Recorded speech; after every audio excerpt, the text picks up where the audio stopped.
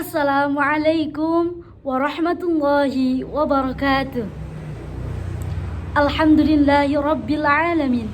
Wabihi nasta'inu ala umurid dunya waddin. Wassalatu wassalamu ala ashrafil anbiya'i wal mursalin, Sayyidina wa maulana Muhammadin wa ala alihi wa sahbihi ajma'in. Amma ba'du. Sanjung syukur kepada Zat penebar cinta, penguasa alam semesta, yakni Allah Subhanahu wa Ta'ala.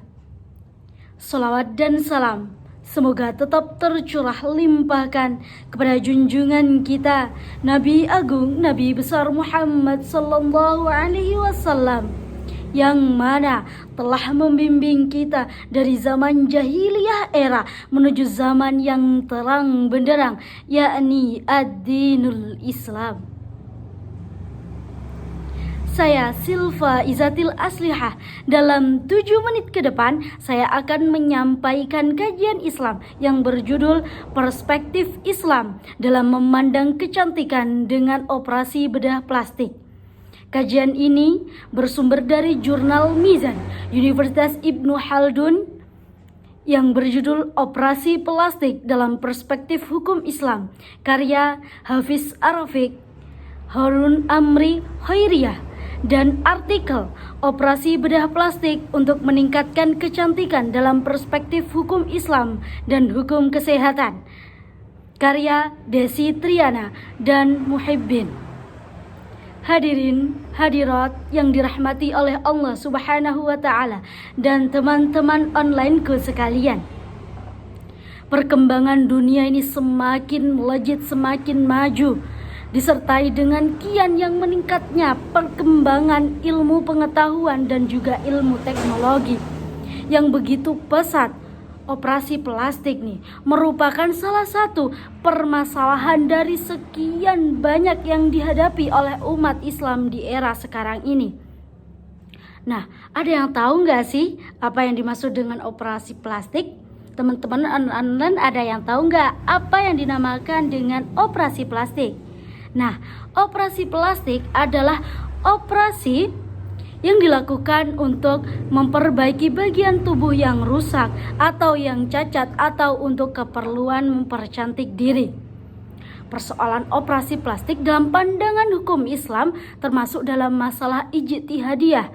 Artinya apa? Yaitu hukum yang perlu dikaji sedalam mungkin karena belum dikenal baik sebelum maupun sesudah zaman imam madhab fikih yang 4, yaitu yang pertama Imam Abu Hanifah, yang kedua yaitu ada Imam Malik, yang ketiga ada Imam Syafi'i, dan yang keempat yaitu ada Imam Hambali.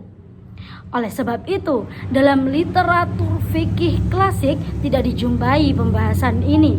Pembahasan operasi plastik baru dijumpai atau muncul dalam permasalahan fikih kontemporer, yang tidak lain adalah hasil ijtihad ulama fikih modern. Jadi teman-teman, operasi plastik ini baru dibahas, baru muncul pada era fikih kontemporer dalam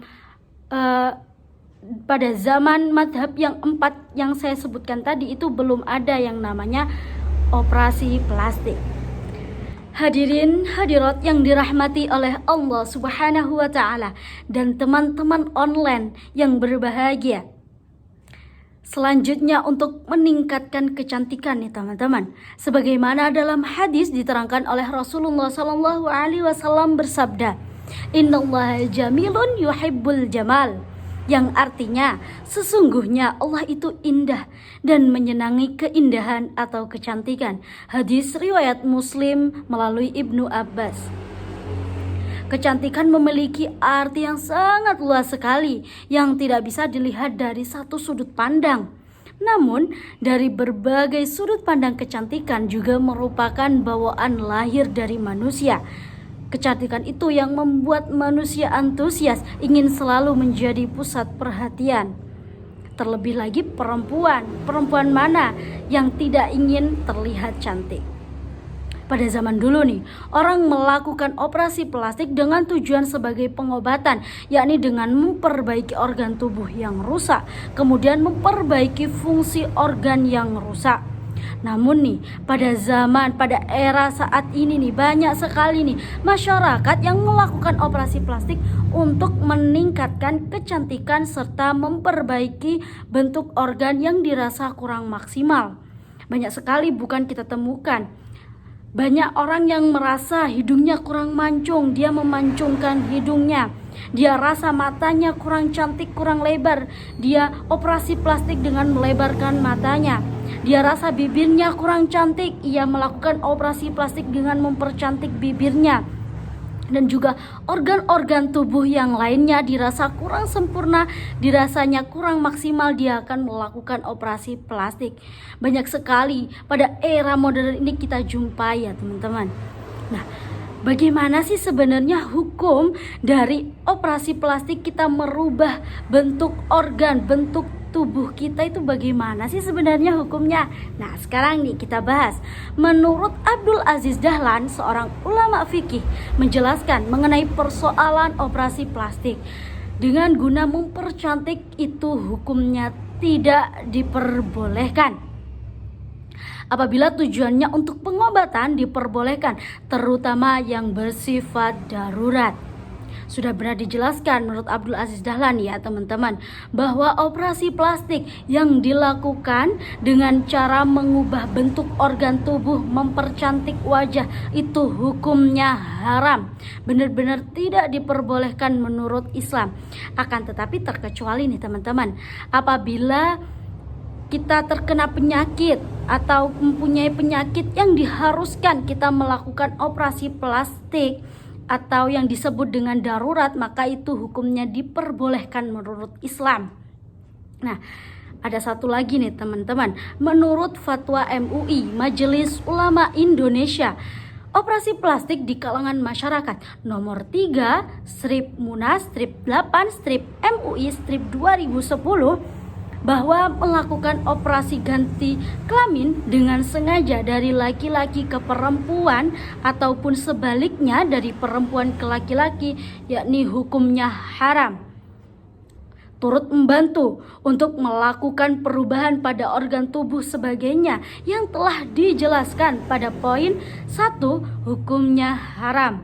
Perubahan pada organ tubuh tidak diperkenankan atau dilarang sesuai dengan hukum syar'i.